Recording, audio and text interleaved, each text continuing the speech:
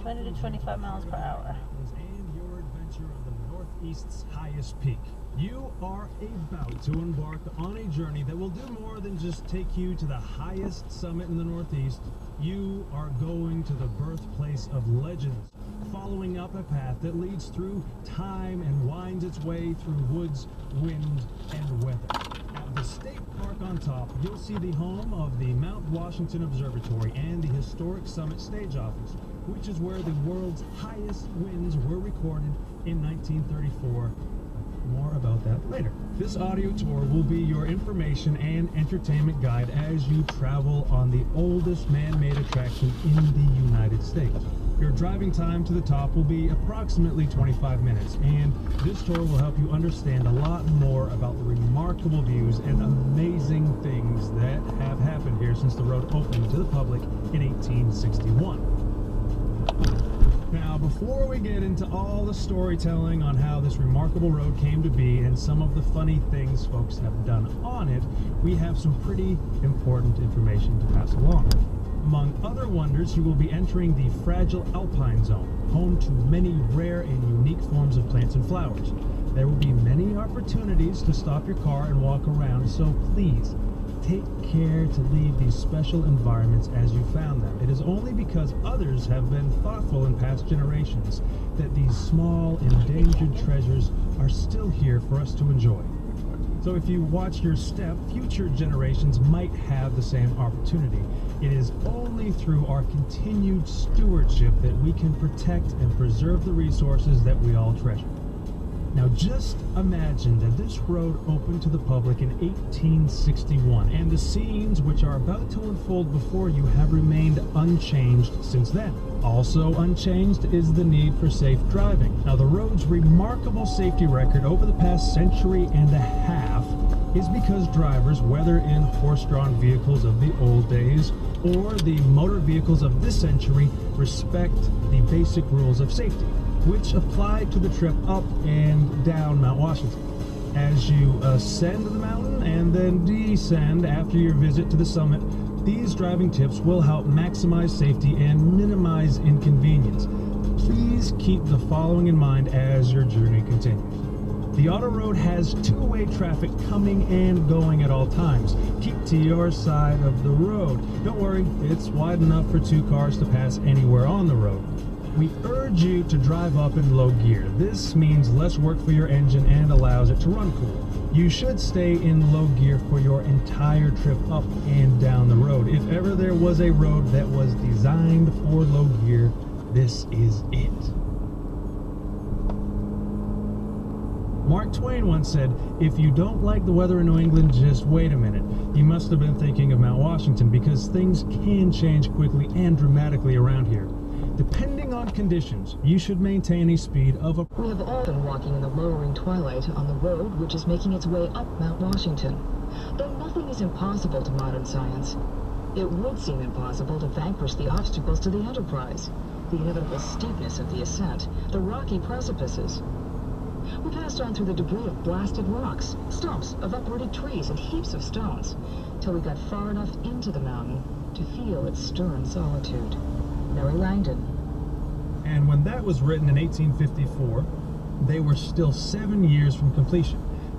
Fortunately for General Maycomber, his financial backing ran out halfway up the mountain, so it ended up taking two companies. Years of backbreaking labor, blasting, logging, clearing, and grading to complete the task. During a 2-year delay after the first company had failed, it was questionable as to whether or not the project would ever be completed. But the lure of Mount Washington was too great to keep this road from reaching the top. It was particularly difficult to make any progress with natural obstacles such as the weather, combined with the primitive technology of the era to slow things down. Since dynamite had not been invented yet, all the blasting was done with black powder, a dangerous and at times unstable explosive. In order to split the massive rock ledges which blocked the planned way, individual holes were hand drilled into solid rock and then filled with black powder. blown up and split apart one at a time. All the logging was done with axes, saws, and elbow grease. Teams of oxen and workhorses drew carts filled with gravel. All in all, it was a dirty, dangerous job, largely accomplished by immigrant labor working in a place not yet fit for man nor beast. But finally, on August 8, 1861, it was done, and done right. Many decades later, in a study completed with aerial surveys and the latest technology, the Army Corps of Engineers could find no improvement to the route as laid out in the middle of the last century. Today, this toll road is still privately owned and operated by the MT.Washington Summit Road Company, and with very little change of ownership, has remained a family business. As you continue upward, glimpses of mountain vistas begin to reveal themselves, but it wasn't always this way. In fact, around the turn of the century, logging barons had virtually clear-cut much of what is now the White Mountain National Forest.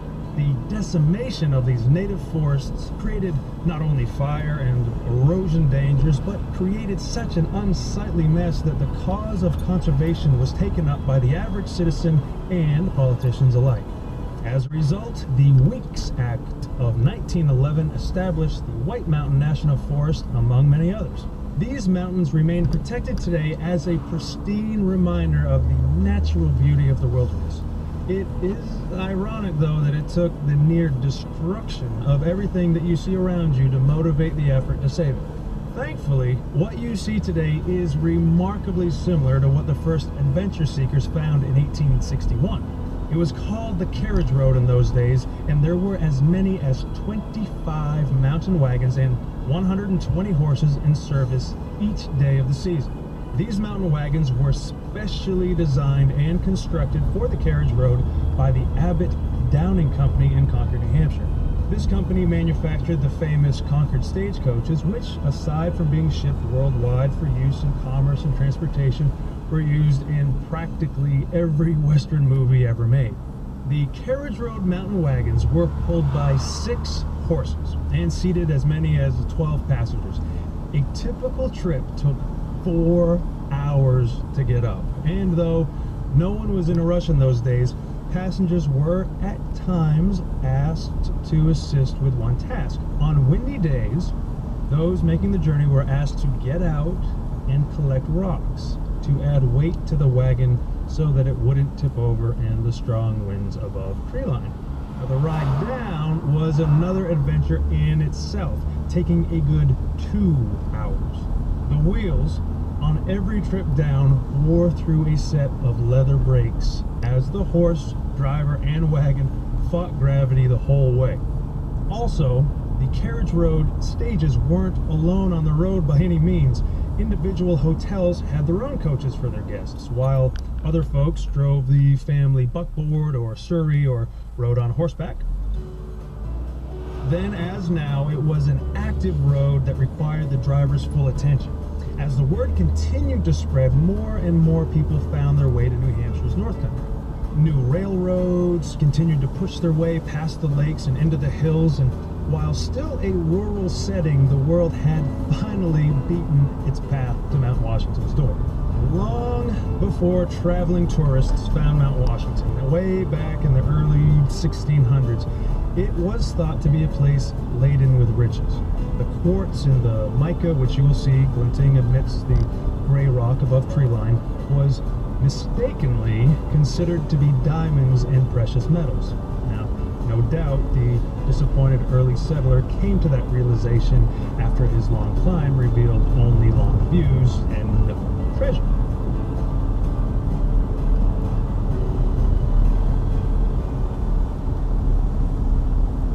On a flower, when you're out of your vehicle above treeline, please step only on the rocks. And this way, our fragile ecosystem will be something to marvel at for centuries to come. Scientific interest in Mount Washington has been ongoing for more than 200 years. In the last century, just the novelty of being here was enough to inspire whole books. One famous writer in the mid-1800s, T. Starr King, had this to say about the mountain's various climates. I send you a greeting this morning from the cupola of New Hampshire.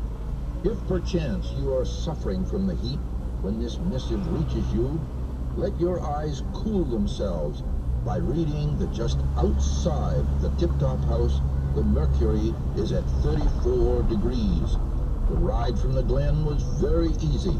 We rose indeed by climate as well as ridges. It was July at the base, late September on the ledge, and November at the apex. Reverend Thomas Starr King. Now, the tip-top house he refers to was built in 1853. You're going to see it in just a bit. It is the only original summit building that survived the Great Fire of 1908. The summit, as you'll see it today, has evolved greatly from how it all began so long ago. It's always been a hub of activity for travelers to the White Mountains.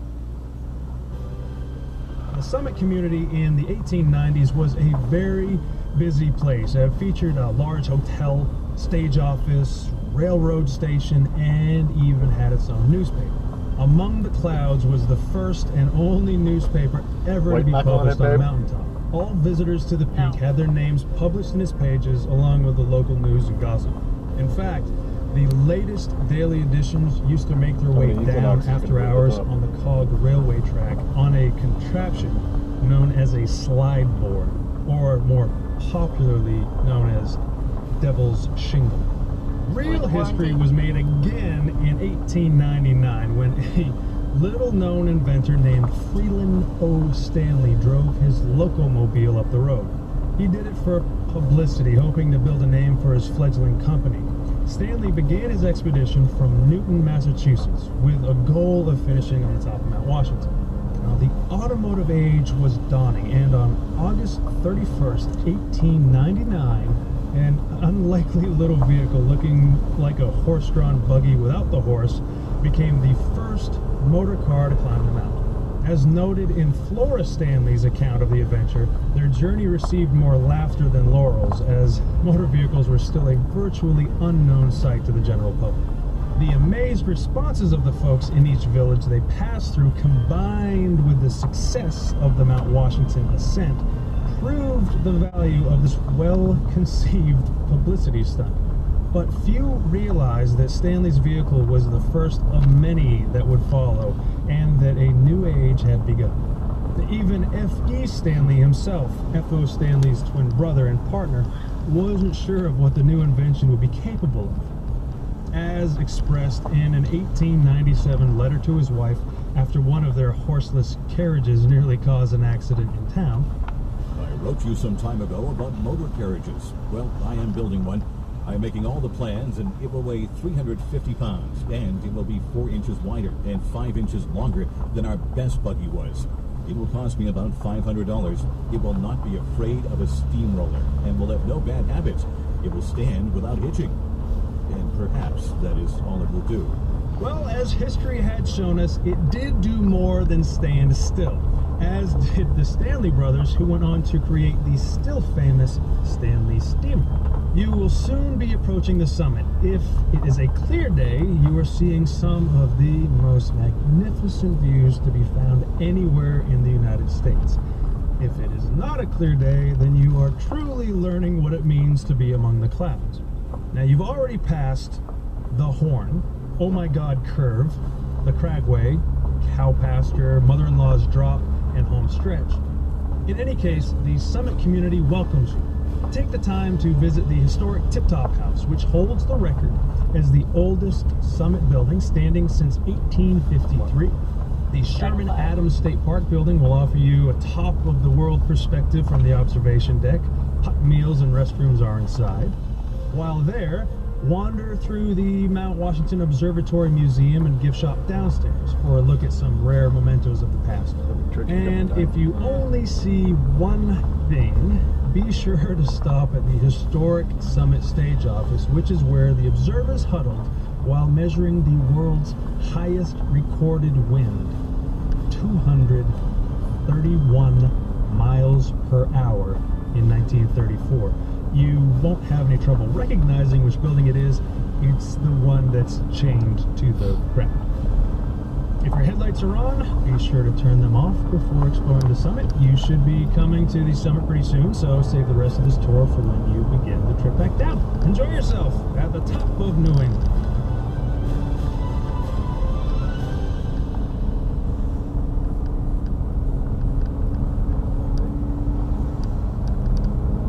Now that you've had the opportunity to experience the world above treeline firsthand, according to the CD, we should have been at the top. Just about. We're almost there. Yeah, we are. Like when does it ever stop?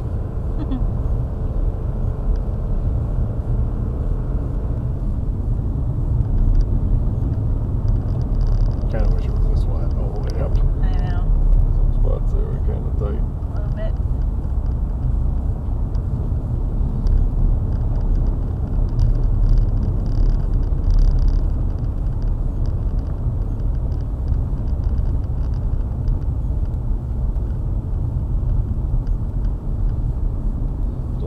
Piles. So people use to find their way to the top when it's cloudy. You can't see. So it keeps people alive. I was like, take me to the top, please.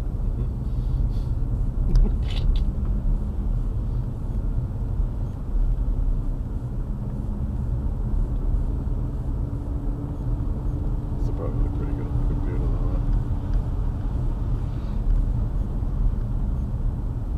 Living it in real life and it's scary.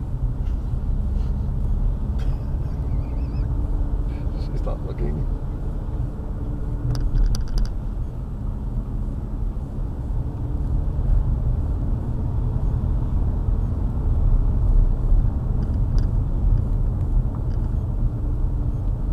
She's like, who in their right mind would make a road?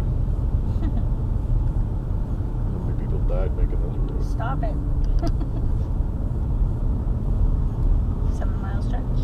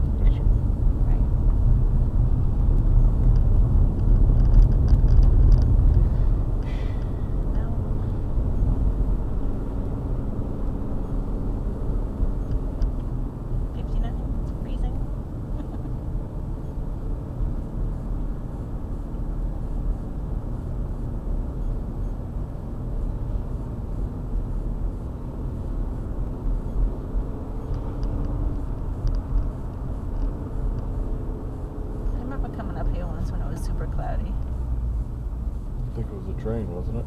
I don't remember. We tried the upper deck or the lower deck? I don't know. Tried the upper one. Is there an upper one?